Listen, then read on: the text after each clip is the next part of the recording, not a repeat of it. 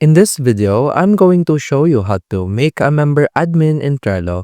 So in here, after successfully accessing the homepage of your Trello account, what we're going to do is we're going to navigate on the menu navigation on the left side of the screen and navigate to workspaces. As in here, we'll be selecting the subject workspace wherein we would like to change the specific member to admin.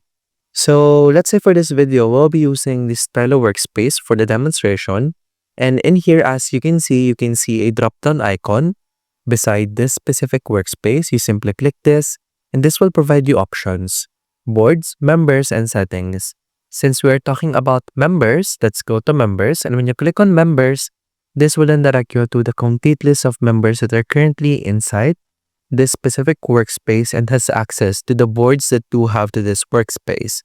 Now, since we're talking about changing specific individuals as an admin, we simply navigate or select the individual that we would like to change the role of.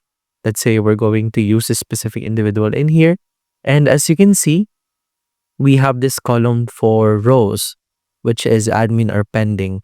Now, when you click this will then provide you options regarding the specific role that you would like to upgrade to.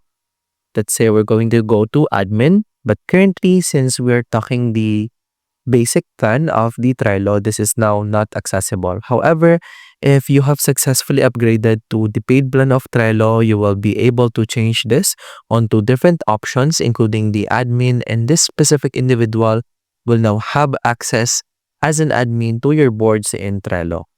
And that's about it. That's how to make a member admin in Trello.